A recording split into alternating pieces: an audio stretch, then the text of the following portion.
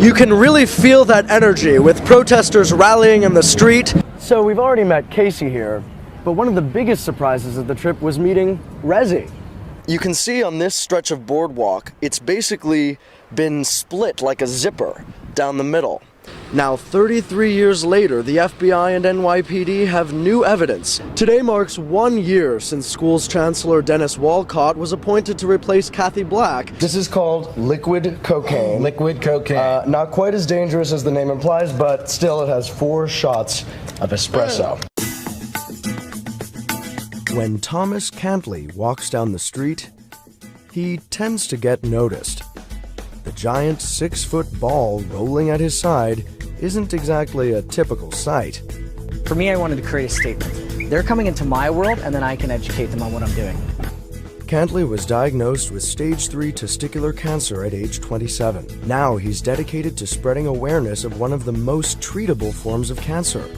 If caught early, the survival rate is 99%. I didn't even know what testicular cancer was before I got it. Testicular cancer is most common in men between ages 15 and 35. But a continued stigma around the deadly disease stops many from getting tested. I pushed my family away, I pushed my friends away. Half the people I knew, until I finished my first surgery, they didn't know I had cancer. It's a ball coming through. Cantley traveled 4,000 miles from Los Angeles to New York. He spent no money, walking and hitching rides during what he calls his Be Ballsy campaign. Hey everyone, Ballsy here. We're at the Santa Monica Pier. We're in Las Vegas. You're looking at the signatures of thousands of people from all over the world Thomas met traveling across America, raising awareness for testicular cancer. We were wondering, why is this ball here for? And we decided to go and have a look, and when we saw it, we found, oh, that's a good campaign, a good way to fight against the cancer. Noticed for a good cause. I'm not a cancer organization. I'm just a monkey pushing a giant ball, but I'm creating awareness. I'm getting the conversation going.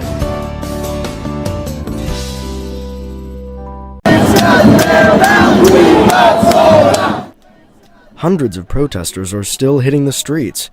Wall Street, that is.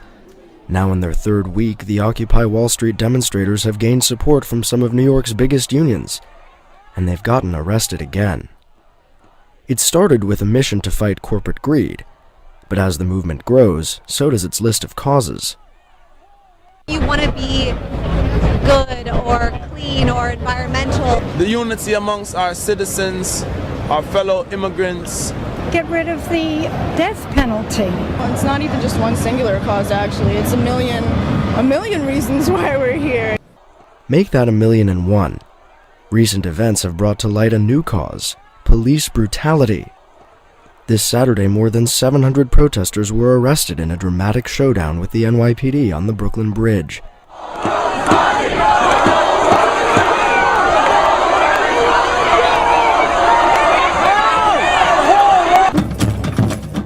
But many say the arrests only gave the movement fresh energy.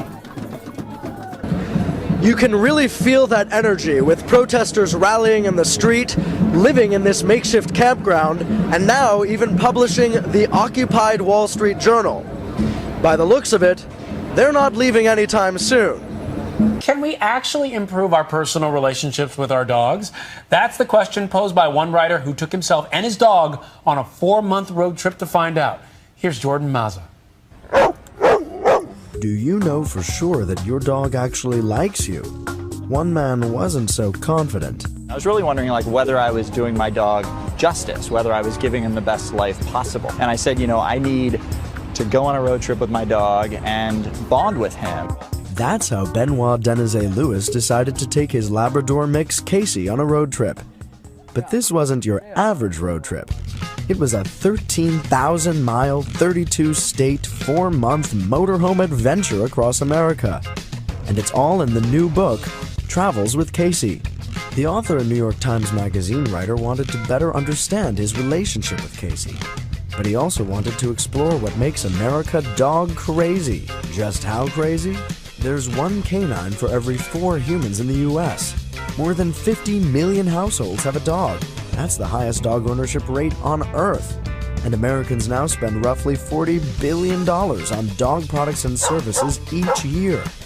We do spoil our pets in ways that we didn't really used to, and dogs are now considered family members, and a lot of people consider them their children. Benoit and Casey encounter that pooch pampering obsession all over America. Dog photographers, dog massage therapists, and the dog whisperer Cesar Millan. They even found a little time for doga. Oh yes, dog yoga. Nice. Now come back to your downward dog. But American dogs, much like their humans, live in increasingly polarized worlds. I really also wanted to explore, dogs who don't have it so lucky. So the millions of dogs who roam our inner cities and our Indian reservations. Little did they know that a stray reservation dog would change their lives forever. So we've already met Casey here, but one of the biggest surprises of the trip was meeting Rezzy. I saw this adorable black dog who really wouldn't leave my side. I ended up taking her, taking this risk, like I'm taking this new dog. I still have half the country to drive around. Benoit wasn't sure if Rezzy and Casey would get along.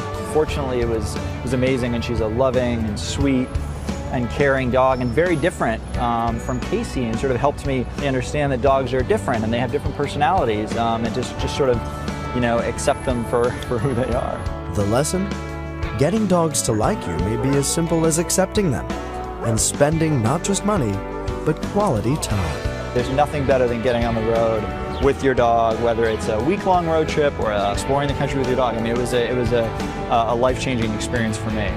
Jordan Mazza, ABC News, New York. Great piece there. And this, by the way, is Benoit's book.